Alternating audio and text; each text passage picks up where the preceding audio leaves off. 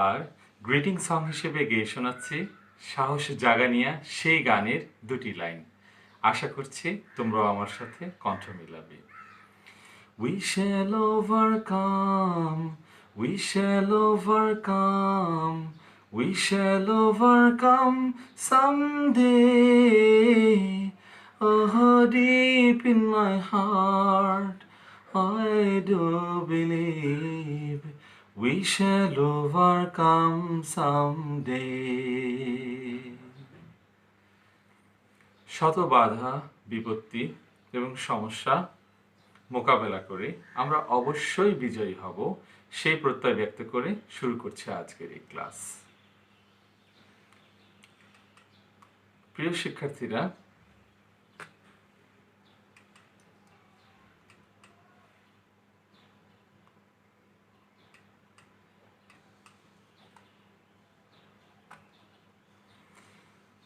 তোমাদের মধ্য থেকে এখন পর্যন্ত যাদের সাথে পরিচিত হওয়ার সুযোগ হয়নি তাদের জন্য ছোট করে আমার পরিচয়টা দিয়ে নিচ্ছি। আমার নাম নেয়ামতুল্লাহ, সহকারী শিক্ষক English, cantonment public school and college, Rangpur. জরুরি প্রয়োজনে আমার সাথে যোগাযোগ করার জন্য ইমেল অ্যাড্রেস দেখা যাচ্ছে। তো চলো এবার আমরা আমাদের লেসনের দিকে যাই। আজকের আমাদের এই লেসনের নাম নির্ধারণ করেছি প্রিপারেশন টু লার্ন টেন্স। এর অর্থ হলো টেন্স শেখার প্রস্তুতি। প্রথম এরকম কেন রাখলাম সেটা তোমাদেরকে একটু বুঝিয়ে দিচ্ছি, তারপরে আমরা এই লেসনের বাকি জিনিসগুলো দেখব। তোমরা ইতিমধ্যেই জানো যে ইংরেজি ভাষা সঠিকভাবে শুদ্ধভাবে শিখতে হলে আমাদেরকে ইংরেজি গ্রামার ভালো মতো জানতে হবে। আর ইংরেজি গ্রামারের যতগুলো জানার বিষয় আছে বা গুরুত্বপূর্ণ টপিকস আছে তার মধ্য থেকে টেন্স হচ্ছে অন্যতম, অনেক গুরুত্বপূর্ণ একটা বিষয়। টেন্স কাকে বলে, কত প্রকার, সেগুলো এখনই বলবো না। আমাদের টেন্সটাকে খুব ভালো করে শেখার জন্য কয়েকটা জিনিস আগে থেকে জানা থাকতে হবে। যে জিনিসগুলো টেন্স শেখার আগে আমাদের জানা রাখতে হবে সেই জিনিসগুলো নিয়েই আজকের আমাদের এই ক্লাস। ওকে, তো চলো আমরা এখন দেখে নিই যে টেন্সকে ভালো মতো শিখতে হলে আমাদের আগে কী কী জানতে হবে। ও হ্যাঁ, টেন্স কি এটা নিয়ে এখনই টেনশন করার কিছু নেই, কারণ আমরা এই মুহূর্তে এখনই টেন্স শুরু করছি না। আমরা শুধু বলে দিচ্ছি যে টেন্স হচ্ছে ইংরেজি গ্রামারের খুব গুরুত্বপূর্ণ একটা বিষয়, আর সেটা শেখার জন্য আমাদেরকে এই জিনিসগুলো জানতে হবে। যে জিনিসগুলো জানতে হবে তার মধ্যে প্রথমেই বলা হচ্ছে word order in a sentence, অর্থাৎ বাক্যের মধ্যে শব্দের বিন্যাস। এই কথাটা কিরকম, চলো আরেকটু সহজ করে বুঝিয়ে দেওয়ার চেষ্টা করি। ওয়ার্ড মানে হচ্ছে শব্দ, অর্ডার মানে হচ্ছে বিন্যাস বা সাজানো। ও হ্যাঁ, আমরা অর্ডারের আরেকটা অর্থ জানি। আমরা জানি অর্ডার মানে হচ্ছে আদেশ করা, তাই না? হ্যাঁ, এটার একটা অর্থ, তবে এখানে আমরা অর্ডারের আরেকটা অর্থ করছি, সেটা হচ্ছে বিন্যাস বা সাজানো। তাহলে অর্থ হচ্ছে ওয়ার্ড অর্ডার মানে শব্দকে সাজানো ইন আ সেন্টেন্স, বাক্যের মধ্যে। তার মানে বোঝাতে চাচ্ছি একটা বাক্যের মধ্যে তো বিভিন্ন শব্দ থাকে, তাই না? এই শব্দগুলোর মধ্য থেকে কোন শব্দটা আগে বসবে, কোন শব্দটা পরে বসবে, এই জিনিসটা আমাদেরকে জানতে হবে। তো সেটা কিরকম, টেনশনের কিছু নেই, একটু পরে আমরা সেগুলো জানবো যে বাক্যের মধ্যে কত ধরনের শব্দ থাকে, শব্দগুলোর নাম কি, ওগুলো কে আগে বসবে কে পরে বসবে, সেটা আমরা একটু পরে দেখব। দ্বিতীয় যে জিনিসটা আমাদেরকে জানতে হবে টেন্স শেখার পূর্বেই, সেটা হচ্ছে ফর্মস অফ ভার্ব। হ্যাঁ, ফর্মস অফ ভার্ব মানে হলো ভার্বের ফর্ম।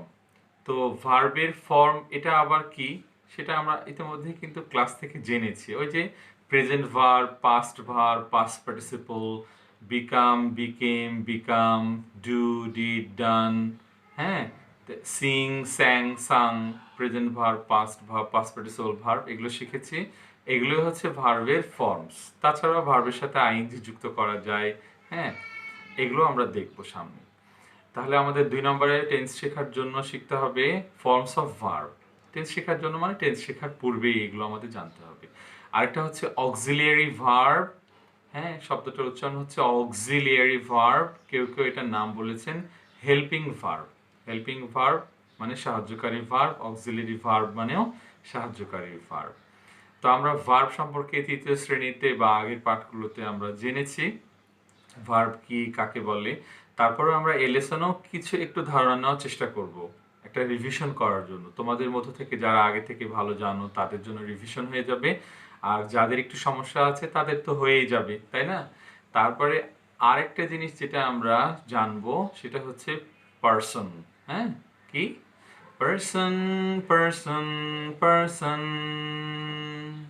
ও, তিনবার বললাম কেন? কারণ পার্সন যে তিন প্রকার। তো যাই হোক, আমরা পার্সন সম্পর্কেও আজকে জানবো। তো প্রথমেই চলো আমরা 1 নম্বরে, টেন্স শেখার আগে আমাদের যে 4টা জিনিস জানতে হচ্ছে এখানে দেয়া আছে, তার মধ্যে থেকে 1 নম্বরে word order in a sentence, বাক্যের মধ্যে শব্দ সাজানো, সেটা কিরকম সেটা আমরা একটু দেখে নিয়ে আসি। কেমন? তো চলো আমরা দেখে নিই। বাক্যের মধ্যে শব্দগুলো যখন আমরা সাজাবো, শব্দগুলোর নতুন নতুন কিছু নামও আসবে। হ্যাঁ, তার মধ্যে একটা নাম হচ্ছে সাবজেক্ট, আরেকটা হচ্ছে ভার্ব, ভার্ব তো আমরা জানি, আরেকটা হচ্ছে অবজেক্ট, আরেকটা হচ্ছে এক্সটেনশন, আর হচ্ছে কমপ্লিমেন্ট। বাক্যের মধ্যে শব্দগুলো যখন সাজানো হবে তখন শব্দগুলোর এরকম নাম হবে। ঠিক আছে? তো কোনটাকে সাবজেক্ট বলে, ভার্ব কাকে বলে আমরা জানি, কোনটা অবজেক্ট, কোনটা এক্সটেনশন আর কোনটা কমপ্লিমেন্ট, সেটা আমরা একটা উদাহরণের মাধ্যমে দেখার চেষ্টা করি। এখানে একটা বাক্য দেখতে পাচ্ছ, বাক্যতে লেখা আছে আদিল লার্নস ইংলিশ এভরিডে।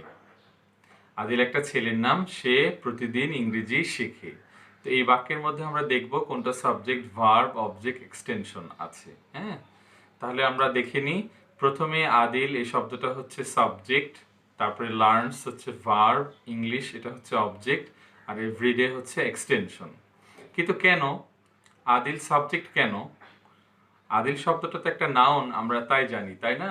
হ্যাঁ, আদিল শব্দটা হচ্ছে একটা ছেলের নাম, তার জন্য এটা নাউন, আর বাক্যে এই শব্দটার নাম এখন হয়েছে সাবজেক্ট। কেন?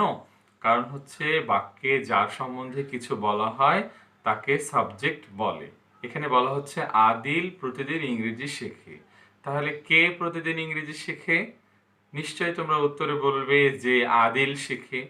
তাহলে যার সম্বন্ধে বাক্যে কিছু বলা হয় তাকেই বলা হয় সাবজেক্ট। আর সাবজেক্ট সাধারণত ভার্বের বামে বসে। ঠিক আছে? তাহলে আদিল হচ্ছে এই বাক্যের সাবজেক্ট। কেমন? তারপরে আমরা লার্নস মানে কোনো কিছু করা, শেখা বোঝাচ্ছে, এটা তো অবশ্যই ভার্ব হবে। ইংলিশ এই শব্দটা হচ্ছে এই বাক্যের অবজেক্ট। কিন্তু কেন অবজেক্ট? আমরা তো জানি যে ইংলিশ হচ্ছে একটা ভাষার নাম, তাহলে ভাষার নাম হলে এটা তো নাউন হবে। হ্যাঁ, অবশ্যই এটাও নাউন, কিন্তু বাক্যের দিক থেকে এটা নতুন নাম হয়েছে, সেটা হচ্ছে অবজেক্ট। কিন্তু আমরা কিভাবে বুঝবো? আমরা বাক্যের ভার্বকে প্রশ্ন করে বুঝবো। যেমন আদিল লার্নস, আদিল শিখে। কি শিখে? কি দিয়ে প্রশ্ন করলে যে উত্তর পাবো আমরা সেটাকে আমরা বলবো অবজেক্ট। ওকে, তাহলে আদিল লার্নস, আদিল শিখে, কি শিখে? ইংলিশ। তাহলে ইংলিশ এই কথাটা হচ্ছে এই বাক্যের অবজেক্ট। তো যদি কখনো তোমাদের জিজ্ঞাসা করা হয় ইংলিশ কোন পার্ট অফ স্পিচ, তখন বলবে নাউন। আর যদি বলে ইংলিশ এখানে বাক্যে ভার্বের সাথে ওর সম্পর্ক কি, তখন বলবে ইংলিশ শব্দটা হচ্ছে ভার্বের অবজেক্ট। হ্যাঁ, যদি কখনো জিজ্ঞাসা করা হয় তুমি কেমন করে বুঝলে এটা অবজেক্ট, বলবে ওই যে ভার্বকে প্রশ্ন করে দেখলাম, আদিল লার্নস, আদিল শিখে, কি শিখে, কি দিয়ে প্রশ্ন করলে উত্তরে যেটা পাওয়া যাবে সেটাকে আমরা বলবো অবজেক্ট। তাহলে কি শিখে? ইংলিশ। এখানে ইংলিশ না হয়ে যদি বাংলা হতো বা অন্য কোনো ভাষা হতো তাহলে সেটাই অবজেক্ট হতো। হ্যাঁ, বা কোনো একটা সাবজেক্ট হতো, ম্যাথমেটিক্স হতো, তাহলে সেটাই অবজেক্ট হতো। তারপরে কখন শিখে, কিভাবে শিখে, কোথায় শিখে, এভাবে আরো প্রশ্ন করে করে আমরা অ্যাডভার্ব বা এক্সটেনশন পাবো। হ্যাঁ, বিভিন্ন ধরনের বাক্যে অ্যাডভার্ব ব্যবহৃত হবে, সেগুলোকে আমরা এক্সটেনশন বলবো। অবজেক্টের পরে যেগুলো থাকবে সেগুলোকে আমরা এক্সটেনশন বলি ছোট করে। আরেকটা উদাহরণ দেখি চলো আমরা। এই বাক্যে একটা বাক্য আসছে, সেই বাক্যতে বলা হচ্ছে সীমা ইজ ইন্টেলিজেন্ট। আমরা জানি সীমা একটা মেয়ের নাম, এটা নাউন, কিন্তু বাক্যে এটা হচ্ছে সাবজেক্ট, কারণ এই বাক্যে সীমা সম্বন্ধে কিছু বলা হচ্ছে। তারপরে ইজ, এটা হচ্ছে ভার্ব, কারণ ভার্ব হচ্ছে কোনো কিছু করা বা হওয়া বোঝায়। তারপরে ইন্টেলিজেন্ট, এটা হচ্ছে বুদ্ধিমতী বোঝাচ্ছে, মেয়েটা যেহেতু একটা মেয়ের নাম। তো তাহলে ইন্টেলিজেন্ট শব্দটাকে কিন্তু আমরা অবজেক্ট বলছি না, কারণ এখানে কিছু হওয়া বোঝালে আমরা তখন অবজেক্ট না বলে কমপ্লিমেন্ট বলবো। যেমন সীমা ইজ ইন্টেলিজেন্ট, হ্যাঁ, তাহলে সীমা হচ্ছে বুদ্ধিমতী, অর্থাৎ ইন্টেলিজেন্ট শব্দটা সাবজেক্ট সম্পর্কে অতিরিক্ত তথ্য দিচ্ছে। তাছাড়া মধ্যখানে ভার্ব আছে, সেটা হচ্ছে ইজ, এম, ইজ, আর এরকম আরো কিছু ভার্ব আছে যেগুলোকে আমরা, কয়েকটা নাম আছে, তার মধ্যে একটা নাম হচ্ছে লিঙ্কিং ভার্ব। হ্যাঁ, তো লিঙ্কিং ভার্বের পরে ইজের পরে ইন্টেলিজেন্ট বসেছে, এজন্য আমরা ইন্টেলিজেন্ট শব্দটাকে অবজেক্ট বলবো না। ঠিক আছে, এগুলো কিভাবে, এগুলো তোমরা কিভাবে এরকম হচ্ছে, তোমরা এগুলো বড় ক্লাসে আরো ভালো জানতে পারবে। আপাতত আমরা একটু পরিচিত করার চেষ্টা করছি তোমাদের। ওকে, তাহলে এখন আমরা সাবজেক্ট সম্পর্কে আরো একটু জানার চেষ্টা করব। তাহলে আমরা এতক্ষণ শুনলাম যে সাবজেক্ট হচ্ছে বাক্যে যার সম্বন্ধে কিছু বলা হয় সেটাই হচ্ছে সাবজেক্ট। তো আমরা প্রথম বাক্যে দেখতে পাচ্ছি মাই ব্রাদার লাইকস ক্রিকেট, আমার ভাই ক্রিকেট পছন্দ করে। তাহলে কার সম্বন্ধে বলা হচ্ছে? আমার ভাই। তাহলে আমার ভাই হচ্ছে এই বাক্যের সাবজেক্ট। আমি বলকালিও করে দিয়েছি। এখানে সাবজেক্ট কিন্তু দুইটা শব্দ নিয়ে তৈরি হয়েছে, মাই ব্রাদার। ওকে, দ্বিতীয় বাক্যে দিস বুক হেল্পস আস এ লট, এই বইটা সাহায্য করে আমাদেরকে অনেক বেশি, এই বইটা আমাদের অনেক বেশি সাহায্য করে। তাহলে এই বইটি হচ্ছে এই বাক্যের সাবজেক্ট, দিস বুক। তৃতীয় বাক্যে বলা হচ্ছে the cow is a useful animal, গাভী বা গরু বলতে পারি আমরা, একটি উপকারী প্রাণী। এই বাক্যে সাবজেক্ট হচ্ছে দ্য কাউ, কারণ এই বাক্যে গাভী সম্পর্কে কিছু একটা বলা হচ্ছে। তারপরে 4 নম্বর বাক্যে বলছে ইংলিশ ইজ আ ল্যাঙ্গুয়েজ, ইংরেজি একটি ভাষা। এই বাক্যে কোন বিষয়ে বলা হচ্ছে? তোমরা নিশ্চয়ই বুঝতে পেরেছো, ইংলিশ। তাহলে আমরা 4টা বাক্যকে বিশ্লেষণ করে বলতে পারি সংজ্ঞাটা এরকম, সাবজেক্ট কাকে বলে? কোনো বাক্যে যে ব্যক্তি, বস্তু, প্রাণী বা বিষয়কে উদ্দেশ্য করে কিছু বলা হয় তাকে সাবজেক্ট বলে। তার মানে আমরা প্রথম বাক্যে দেখো মাই ব্রাদার, ব্রাদার এখানে হচ্ছে সাবজেক্ট, এটা একটা ব্যক্তি। দ্বিতীয় বাক্যে দিস বুক এটা একটা বস্তু। তৃতীয় বাক্যে দেখো দ্য কাউ, কাউ এটা একটা প্রাণী। আর চতুর্থ বাক্যে ইংলিশ, দেখো এটা একটা বিষয় বা ভাষার নাম। তাহলে সাবজেক্ট হিসেবে ব্যক্তিও ব্যবহৃত হতে পারে, বস্তুও ব্যবহৃত হতে পারে, প্রাণীও ব্যবহৃত হতে পারে, আবার কোনো একটা বিষয় ব্যবহৃত হতে পারে।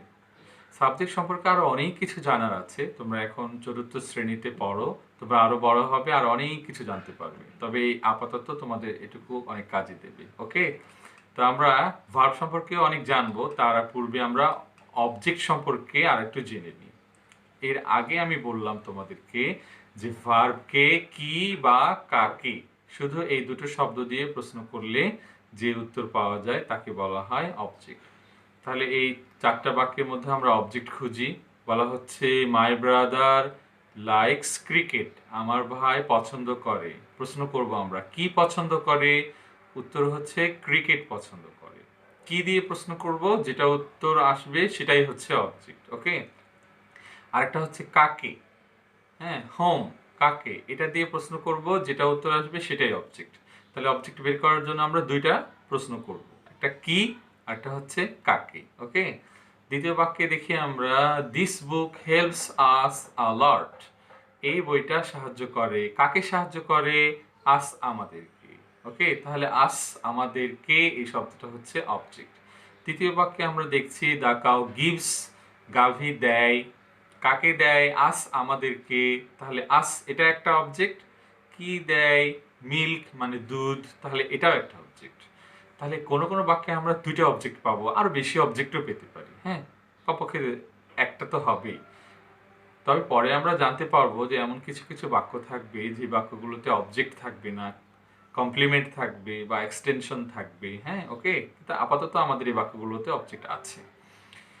তারপরে 4 নম্বর বাক্যে দেখো ইংলিশ ইজ আ ল্যাঙ্গুয়েজ, ইংরেজি একটি ভাষা। এখানে আমরা ল্যাঙ্গুয়েজকে কিন্তু অবজেক্ট বলবো না, এই যে কালারটা একটু আলাদা করে দিয়েছি, এটা হচ্ছে কমপ্লিমেন্ট, কারণ ইংরেজি কি সে সম্পর্কে অতিরিক্ত তথ্য দেয়া হচ্ছে। আর তাছাড়া আমরা দেখতে পাচ্ছি যে ইংরেজি কিছু করছে না, ইংরেজি কিছু একটা হয়, সেটা বোঝানো হচ্ছে। ওকে, সাবজেক্ট সম্পর্কে অতিরিক্ত তথ্য দেওয়া হচ্ছে। এবার আমরা একটু সংজ্ঞা দেখার চেষ্টা করি। সংজ্ঞাটা না, আসলে এখানে আসলে চেনার উপায়টাই বেশি ভালো ছোটদের জন্য। তার জন্য বলে দিয়েছি কোনো বাক্যের ভার্ব কে, কি বা কাকে দ্বারা প্রশ্ন করলে যে উত্তর পাওয়া যায় তাকে অবজেক্ট বলে। অবজেক্ট সাধারণত ভার্বের পরে বসে, মানে ডান দিকে বসে। ওকে, তো তাহলে ভার্বকে প্রশ্ন করতে হবে, মনে থাকবে কাকে প্রশ্ন করতে হবে। আমাকে প্রশ্ন করলে তো আমি হয়তো পারবো, কিন্তু ভার্বকে প্রশ্ন করতে হবে, তোমার নিজেকে বের করতে হবে প্রশ্ন করে করে। কি আর কাকে, কি দেয়, মিল্ক দেয়, কাকে দেয়, আমাদেরকে দেয়, এরকম করে প্রশ্ন করতে হবে। আমরা আরো তো একটা জিনিস জেনে নিই, সেটা হচ্ছে লিঙ্কিং ভার্ব। লিঙ্কিং ভার্ব কাকে বলে, কত প্রকার, এগুলো বড় ক্লাসের বিষয়। তোমরা ছোট, তোমাদেরকে শুধু আমি এই একটা দুটো বা কয়েকটা শব্দ চিনিয়ে দিচ্ছি আপাতত। এটুকু তোমরা কমপ্লিমেন্ট শব্দটাকে বোঝার জন্য এই কয়েকটা শব্দ দিচ্ছি। অর্থাৎ লিঙ্কিং ভার্ব যেমন এম, ইজ, আর বা সিম। হ্যাঁ, এই সিম মানে হলো দেখতে কেমন, কেমন মনে হচ্ছে, এরপরে যে শব্দ বা শব্দগুচ্ছ থাকে তাকে কমপ্লিমেন্ট বলে। তাহলে দেখো 4 নম্বর বাক্যে আমরা বলেছিলাম ইংলিশ ইজ আ ল্যাঙ্গুয়েজ। এখানে ইজ এর পরে ছিল আ ল্যাঙ্গুয়েজ, এই জন্য ইজ হচ্ছে একটা লিঙ্কিং ভার্ব। তাহলে তারপরে আমরা কমপ্লিমেন্ট বলছি আ ল্যাঙ্গুয়েজকে। আর আরেকটা জিনিস আমরা জেনে নিই, সেটা হচ্ছে সাবজেক্ট ভার্ব অবজেক্টের পরে বাক্যে যা থাকে, হ্যাঁ, সেটাকে আমরা এক্সটেনশন বা অতিরিক্ত সংযোজন বা অতিরিক্ত তথ্য হিসেবে আমরা ধরে নিব। ঠিক আছে, তাহলে এবার আসো আমরা ভার্ব সম্পর্কে একটু জেনে নিই। ভার্বের প্র্যাকটিস আমাদের আগে থেকে আছে, আমরা ভার্ব কাকে বলে জেনেছি। এই লেসনে একটু রিভিশন করার জন্য নিয়ে আসলাম। আমরা জানি যে শব্দ দ্বারা কোনো কাজ সম্পাদন করা বোঝায় তাকে ভার্ব বলে।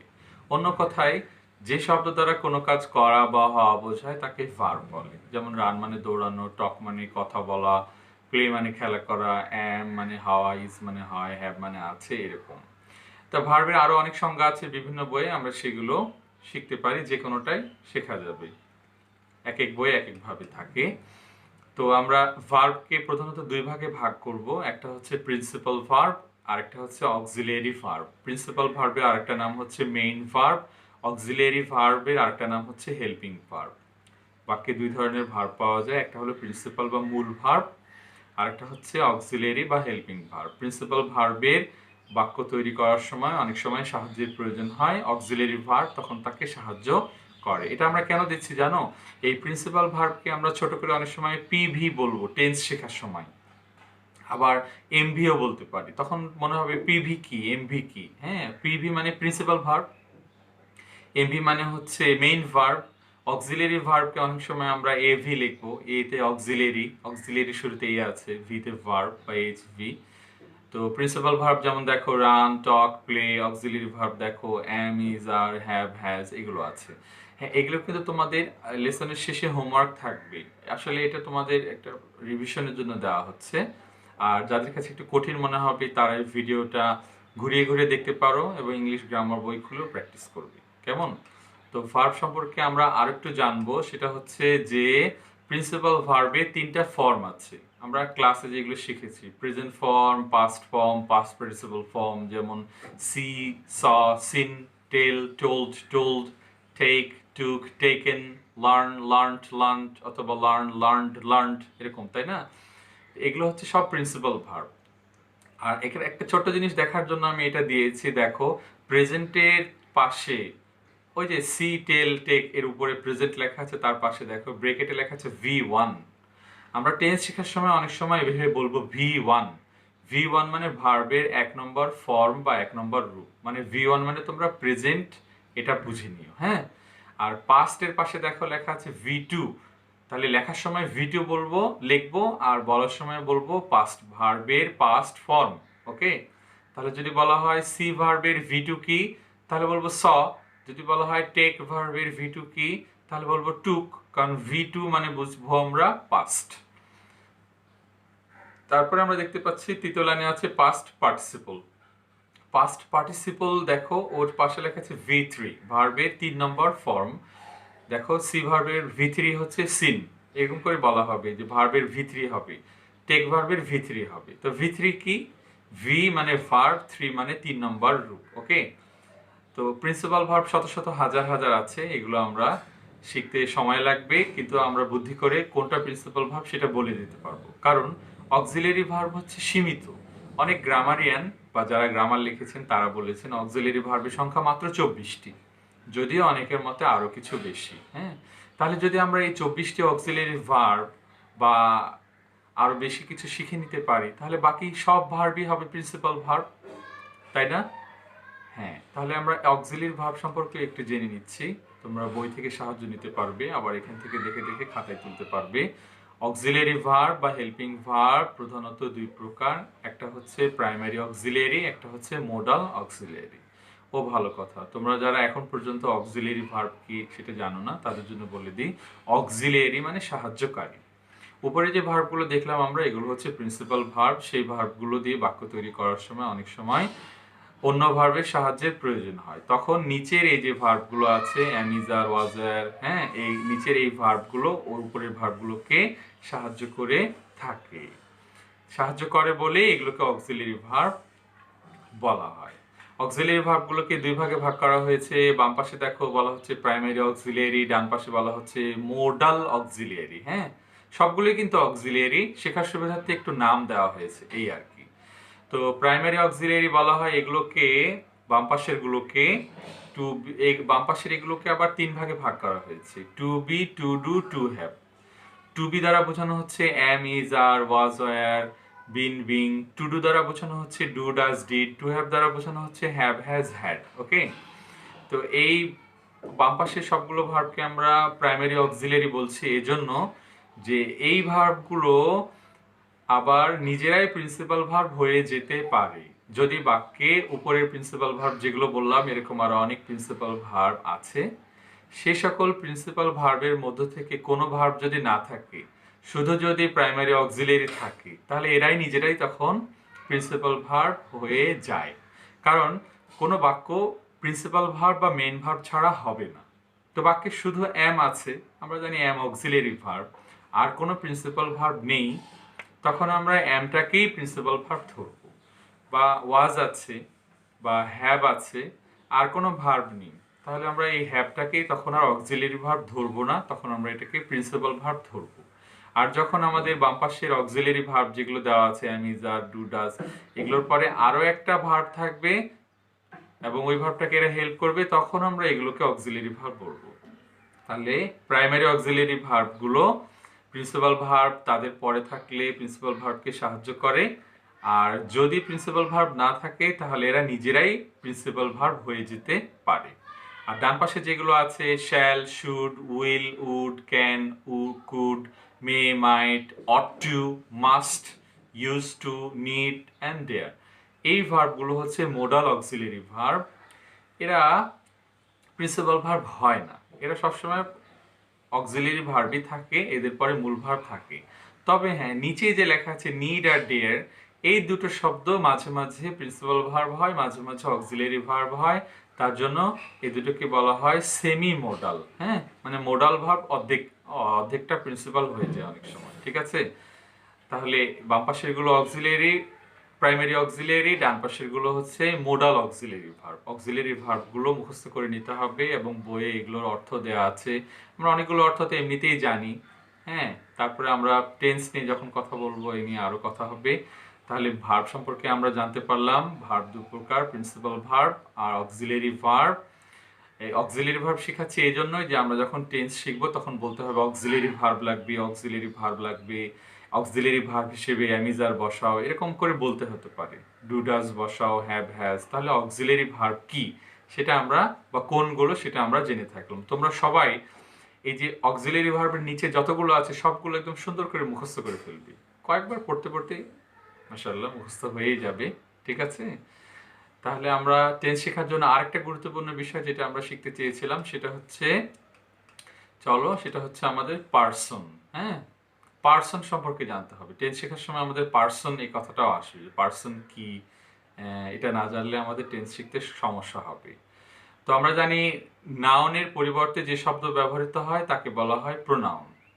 তো প্রোনাউনের তিনটা পার্সন আছে, তিনটা ভাগ আছে। যেমন প্রোনাউন, পার্সোনাল প্রোনাউন আছে, সেটা আমরা ক্লাস 3-তে শিখেছি। সেগুলো হচ্ছে I, we, you, he, she, they, it. এই 8টি হচ্ছে পার্সোনাল প্রোনাউন। এগুলোর মধ্যে থেকে আই আর উই এই দুটো হচ্ছে ফার্স্ট পার্সন, কারণ যে যখন কথা বলে তখন নিজেকে বলে আই, আর আমরা সবাই যখন নিজেদের সম্পর্কে বলছি কিছু তখন বলবো উই, তাই না? তাহলে আই, উই এই দুটো হচ্ছে ফার্স্ট পার্সন। আই থেকে আবার হয় মি, মাই, মাইন। উই থেকে হয় আস, আওয়ার, আওয়ার্স। আমরা তো জানি যে আই হচ্ছে সিঙ্গুলার, আই থেকেই তো মি, মাই, মাইন। আর উই হচ্ছে প্লুরাল, উই মানে আমরা, অনেককে বুঝাচ্ছে তার জন্য প্লুরাল। সেকেন্ড পার্সন কোনগুলো? ইউ। সেকেন্ড পার্সন আসলে একটাই শব্দ, ওটাকে চেঞ্জ করে ইউ, ইয়োর, ইয়ার্স। সিঙ্গুলার হলেও ইউ, তুমি হলে ইউ, তোমরা হলে ইউ। ওকে, তাহলে যার সাথে আমরা কথা বলছি সে হচ্ছে ইউ, সে হচ্ছে সেকেন্ড পার্সন। আর থার্ড পার্সন হচ্ছে এই যে আই, উই, ইউ এগুলো বাদ দিয়ে পৃথিবীর আসলে যা কিছু আছে, যত কিছু নাম আছে, নাউন আর প্রোনাউন আছে, সবই আসলে থার্ড পার্সন। মানে যে কথা বলছে সে হচ্ছে ফার্স্ট পার্সন, যার সাথে কথা বলতেছে সে হচ্ছে সেকেন্ড পার্সন, হ্যাঁ। আর যে অনুপস্থিত কিন্তু তার সম্বন্ধে কথা বলা হচ্ছে সে হচ্ছে থার্ড পার্সন। থার্ড পার্সন যেমন he, him, his, she, her, hers, it, its. আর থার্ড পার্সনকে প্লুরাল করলে হবে দে, দেম, দেয়ার, দেয়ার্স।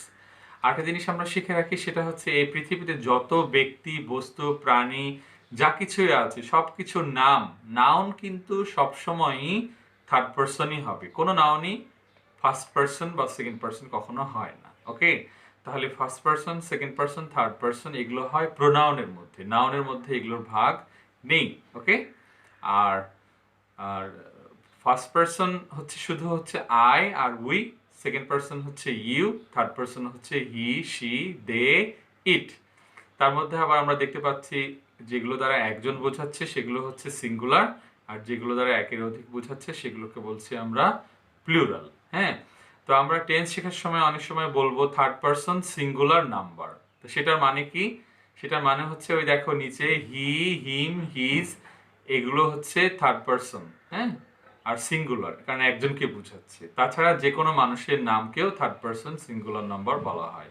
খুব ছোট্ট করে বললেই, যদি কখনো জিজ্ঞাসা করে থার্ড পার্সন সিঙ্গুলার নাম্বার কি, না বুঝলেও এতটুকু কমপক্ষে মনে রাখতেই হবে যে হি, শি, ইট আর যে কোনো মানুষের কিছুর নাম হচ্ছে থার্ড পার্সন। তাহলে পার্সন সম্পর্কে আমরা জানতে পারলাম, আরো বিস্তারিত পরে কোনো ক্লাসে জানতে পারবো আমরা। এবারে আমাদের হোমওয়ার্কের পালা। অনেক কিছু শিখলাম আমরা, তোমাদের জন্য 5টা কোশ্চেন দিয়ে দিচ্ছি হোমওয়ার্ক হিসেবে। 1 নম্বর হচ্ছে হোয়াট ইজ সাবজেক্ট, সাবজেক্ট কি আমাদের এই লেসনে আমরা বলেছি, তারপরে তোমরা ইংলিশ গ্রামার বই খুলে সেখান থেকে পড়ে সেটা খাতায় অবশ্যই লিখবে। হ্যাঁ, হোয়াট ইজ অবজেক্ট, অবজেক্ট কি, what is principal verb, principal verb কি আমি একটু আলোচনা করেছি, তোমরা বই থেকেও পাবে। What is auxiliary verb, auxiliary verb কাকে বলে সেটাও আলোচনা করেছি, বই থেকেও পাবে।